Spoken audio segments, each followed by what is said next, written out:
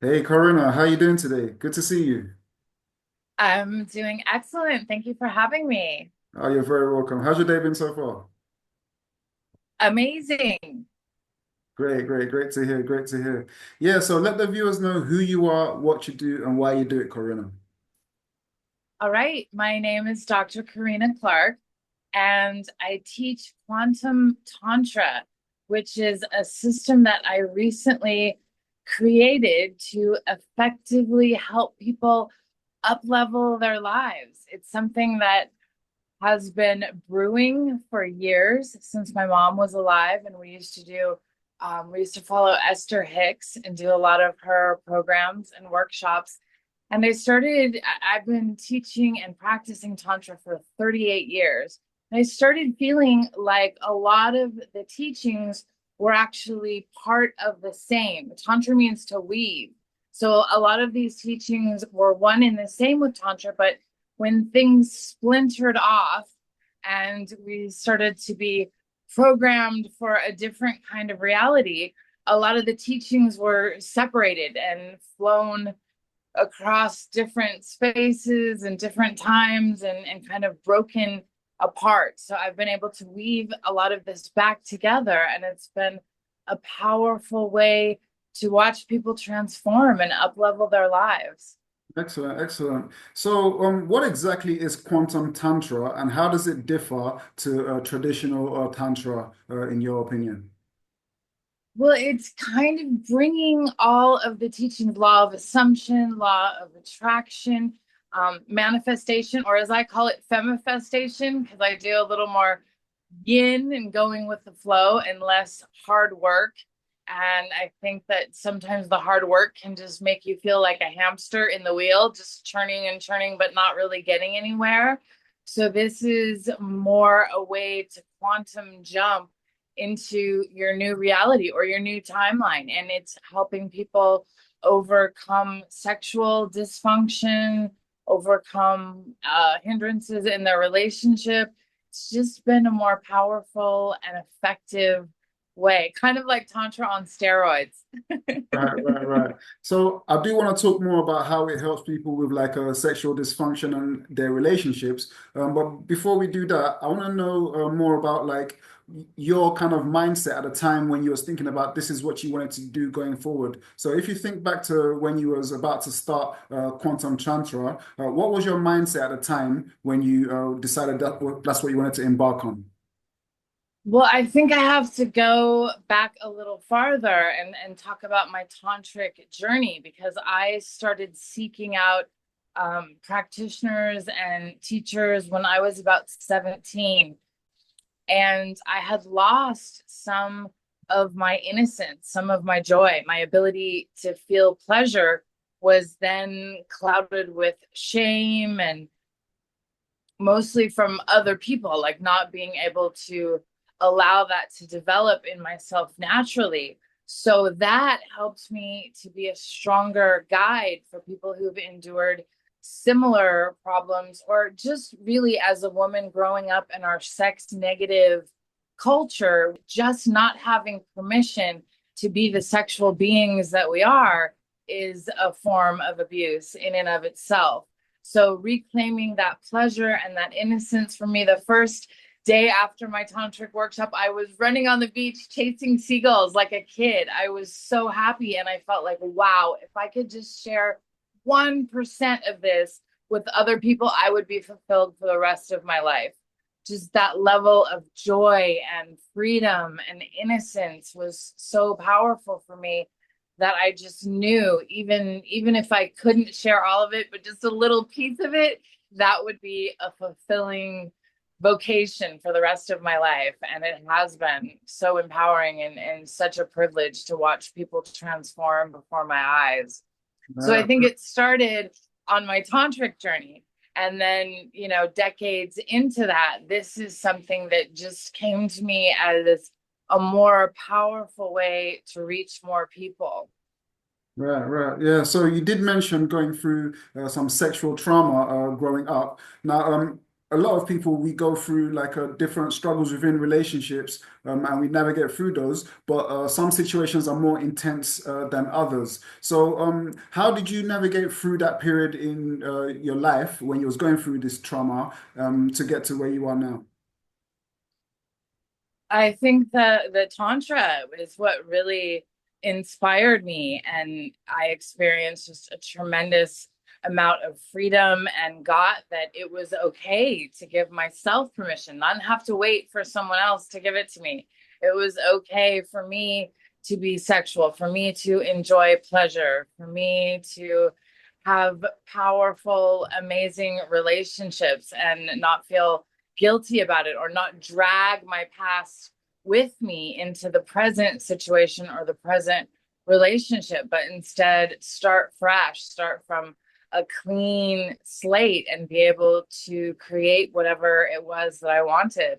And I think working with women, especially, has just been so incredible for me, such a blessing to be able to be a guide for other women who've also kind of short circuited their ability to feel pleasure because of the past and things that have happened, and because of it being wrapped in shame and fear and guilt and all of those things that hold us back. And to be free of that is just so amazing.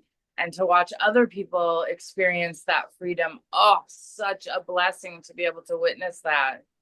Right. So would you say that quantum tantra was a way of overriding these past kind of traumas and creating a new kind of version of yourself? And if that's the case, what exactly in the process makes that possible? I think combining the Tantra was really developed during a period in history when all marriages were arranged in ancient India. You didn't have marriages for love. It was because families and political kind of putting yourself in a certain position, and all the marriages were arranged. So you might not meet your husband or your wife until the wedding day, and they might be fat and ugly and mean and all kinds of reasons not to love them. So to be able to come from a space of learning how to love anyone and having a formula for that, and being able to not upset the boat in the family and still be able to generate love for this person that you might not have any love for in the first place.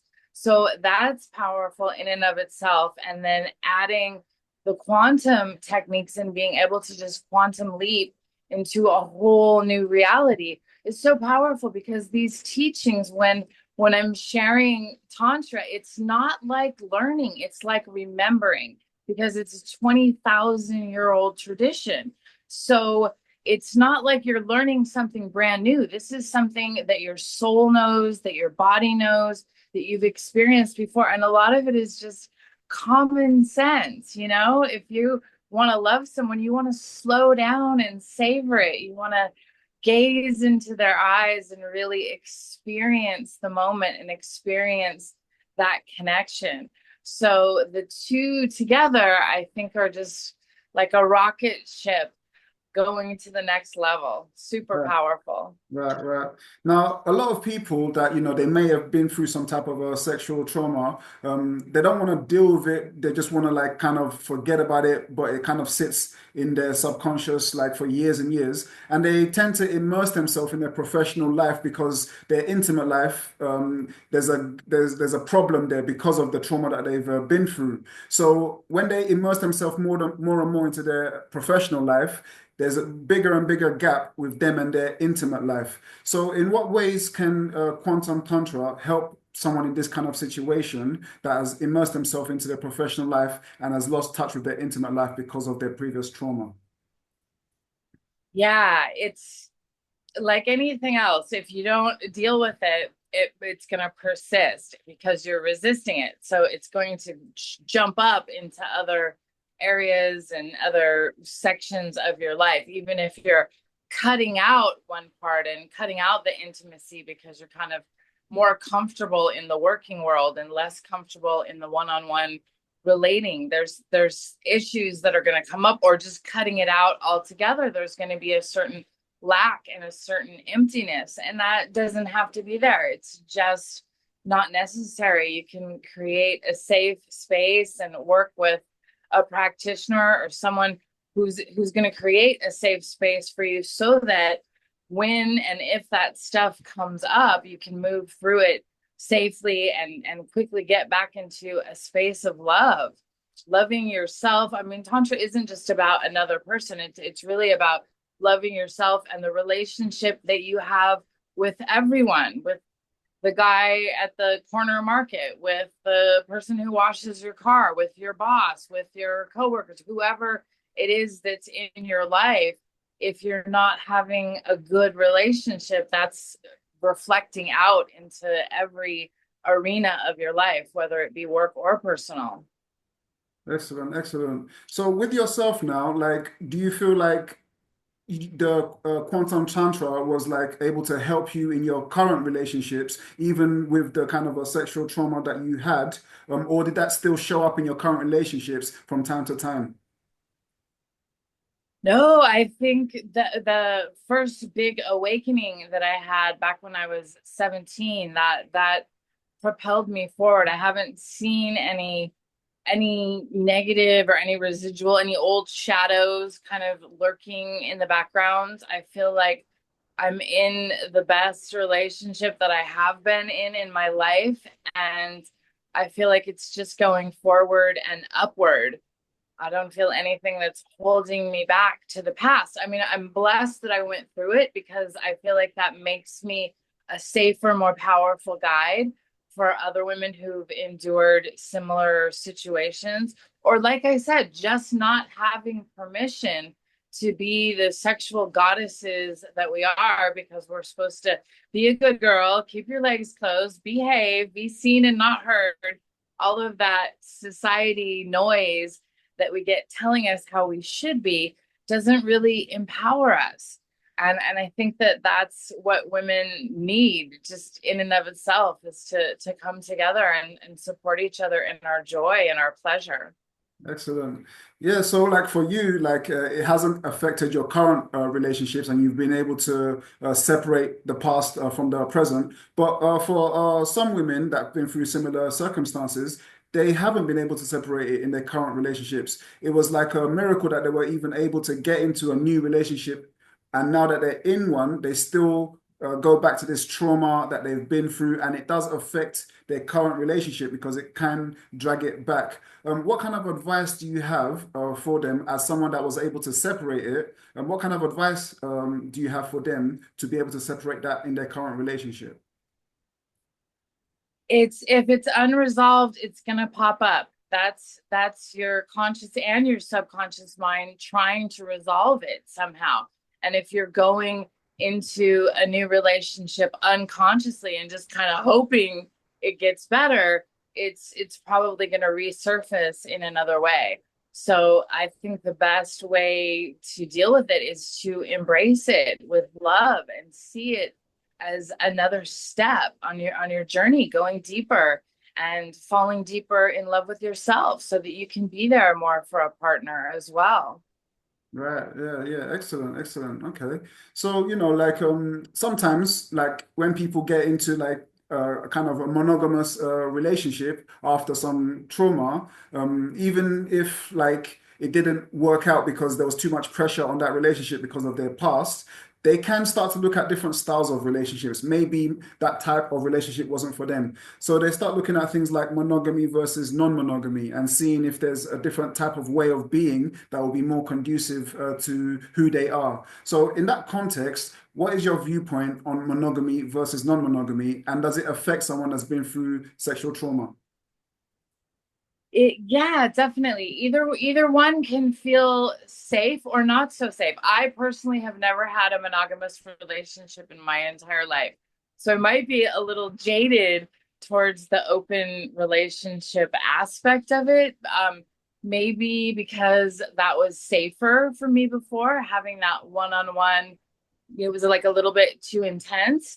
But now I feel like all of my relationships have gone deeper because of it. And I think either one can work. Monogamy can work, non-monogamy can work. There isn't a one size fits all relationship for everyone, and different periods in our life that could change too. It could be, oh, I've never thought I would have this before, but I want to be monogamous with this person.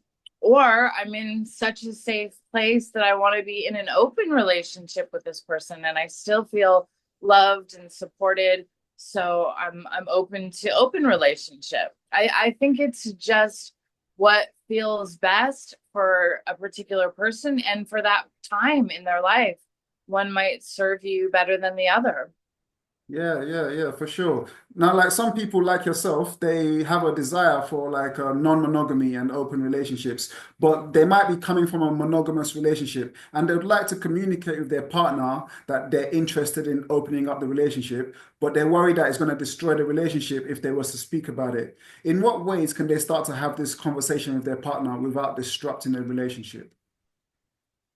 No, I don't think it's destructive at all. That's just a chance to go deeper, asking them about how do they feel about that and what would come up beforehand. You know, you have to kind of set the stage. You don't want to just jump into it and then have jealousy come up, and that could probably be a more destructive element than just having an open relationship. If there's undealt with jealousy or insecurity, for me, it's just been a chance to go deeper into my self-love.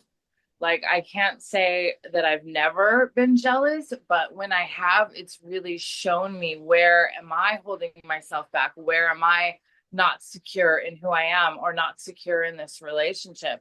And having the conversation ahead of time, so essential to just get everything on the table and speak about it openly. That is huge.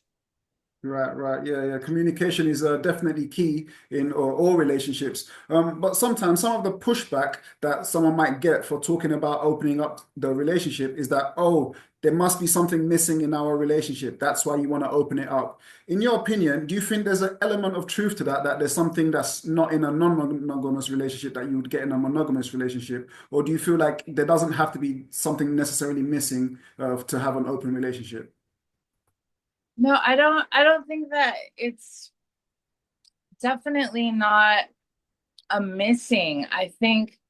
There's I think it's funny that in the traditional monogamous sense, your partner, one person, is supposed to be so many things: the provider, the parents, the financial, the sexual, the great lover, the great communicator, the everything. That's so much pressure to put on one person. And I feel like not having a monogamous relationship, you can get different needs met by different people, and it doesn't put so much pressure on your primary partner. I think it's a really healthy way to look at relating. Yeah. Now, like, regardless of if a relationship is monogamous or non-monogamous, like you're mentioning earlier, jealousy is an issue in many relationships that can come up. Now, in a monogamous setting, it could be like, oh, I noticed that you're talking to this person a lot or looking at this person. And in a non-monogamous setting, it could be like, oh, I noticed that you are spending more time with this partner than with me, and things like that. So, how can the person that's always been accused of these things communicate to their partner that there's nothing to be jealous about? And how could a person that's feeling these jealous emotions start to deal with that jealousy? I think, like you said, communication is key, and to be able to talk about things and to be able to openly discuss things, so important. Having some nonviolent communication techniques, like instead of you make me feel like this when you do this, I'm feeling this way, and being able to communicate without blame, without putting it on the partner, and also realizing that the stuff that's coming up might just be a chance for you to resolve some of your own insecurities. And by pointing the finger at the partner, you were looking at this person, you were spending time with this person, you're kind of taking the focus off yourself. And I think that's one of the beautiful things about open relationship, is you get to dive deeper into what ways can I love myself more? How can I be really allow this feeling of jealousy to challenge me into loving myself more, into loving my partner more, and to be able to communicate without blame. Just these are my feelings, and this is where I'm at. Right, yeah, yeah.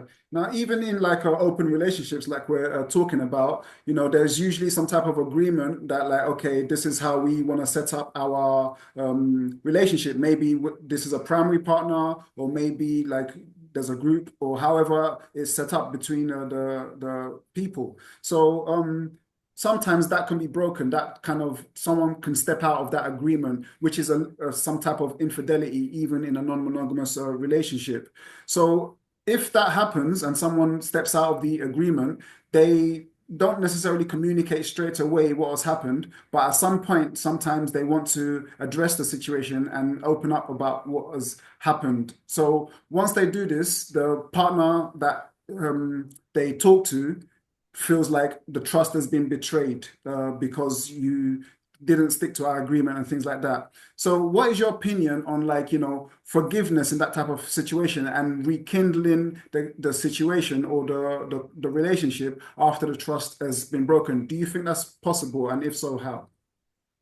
Yeah, I think it's not just possible, it's important. It's important for the depth of it. I mean, it's so easy to be like, ah, you cheated on me. I don't want to have anything to do with you ever again. But you cut off your ability to go deeper and also your partner's ability to go deeper. Life is going to happen, stuff is going to happen, and we are going to get triggered. It's not whether or not we get triggered, it's how quickly can we recover from that trigger and come back to a place of love, a place of compassion, a place of empathy, like understanding, if situations were different, this I could have done the same thing to this person. And really that's one of the things that I believe in relationship. The universe is just you pushed out. So if your partner is reflecting something back to you, that's an aspect of you. And what better way to heal that aspect than to come with compassion and come with love and to just be in that space of let's heal this and what can we learn from what's happened. Do you feel like if that is the solution, do you feel like the partner has like a kind of freedom to step out of the agreement at any time because they know that it's going to be resolved just by having compassion every time? Or what do you think the solution to the problem of continuous break of trust or breach of trust can be? Wow. Yeah. No, I mean, I would definitely feel for someone who's dealing with that. If someone's repeatedly breaking your trust and you're still feeling that, yeah, I mean, there's definitely aspects that you can go deeper and find out where am I not trusting myself? Where can I not count on myself? Am I really being there for my feelings? Am I really being present with what comes up for me when my partner does do something that makes me not trust them? What is that in me that's not trustworthy? Okay, okay.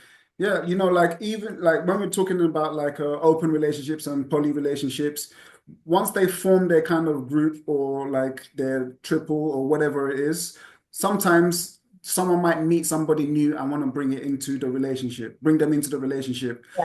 It doesn't mean that everyone else in the relationship likes this new person. So what happens when the new person that's coming in, there's a problem with someone that's existing in a relationship that doesn't really get along with them? How does that issue get resolved for it so they can all have harmony? Yeah, again, back to the talking. When you said communication is key, it's so important that everybody have their cards on the table and have open communication. And this is what's up for me, and this is what it triggers in me. And this is why I can't fully be present with this person, or, getting all of the cards on the table and sharing openly is so important, just huge. Mhm, mhm. Yeah, so like you yourself, like you speak to different people all the time, like with the quantum tantra that you do, and they come with us issues that they've had in their relationships and they talk to you about it, I presume, right? So what is the most common thing that you've heard people complain about in their relationships when they come to you, and what was the solution that you were able to give them for that common problem? Mm. Uh, I don't know if there's like a general common problem because you're talking about a lot of people. And I think that there's always there's so many variables, I get a lot of men who have erectile issues or premature ejaculation. I get a lot of women who are pre-orgasmic. I get a lot of couples who want to go deeper and be more connected to each other, but life and being busy humaning kind of gets in the way of that. So just bringing them back to their center, I think at our core we are all abundant. We are all loving beings. But life and stuff happens and we pinch ourselves off from that love. And I think the communication is just so crucial to that. And it doesn't always happen immediately inside the relationship. Sometimes I'll start talking to one partner and then eventually bring the other one in. But really, it only takes one person who's focused on improving a relationship to make it happen. It doesn't necessarily need both people at first to be working on it. Yeah, yeah, excellent. So that would mean that what they get from the ceremony or the gathering, they can take it back to their partner and influence them. So, when you say bringing them to their center, is that like kind of letting go of everything and just like not attaching to anything? Or what do you mean by bringing them back to their center? I think that's part of it, definitely. We get very uh pulled in different directions by circumstances and what's going on with our partner and what I think a lot of times we're too in our heads when we need to be in our hearts and coming from a place of love and leading from that and allowing the rest to fall into place. Excellent, excellent. Well, Corynna, it's been great speaking with you. Thank you so much for coming on. Thank you for everything that you shared. Where can people find you, find out more about you, and find out more about what you do? I have a quantum tantra Telegram group that's free and has different resources, different subliminals, different things that have been powerful for me in my journey and resources that they can find there. And that's for free. That's probably the best way to reach out to me or email is awesome. Um, yeah, I look forward to being in touch. Excellent. And for the viewers, the links to her socials will be in the description, so you can contact Corynna and find out more about what she does. Once again, Corynna, thank you so much for coming on. Any final words before we wrap up? No, just thank you so much. This has been wonderful. Excellent. Thank you so much, Corynna. Yeah.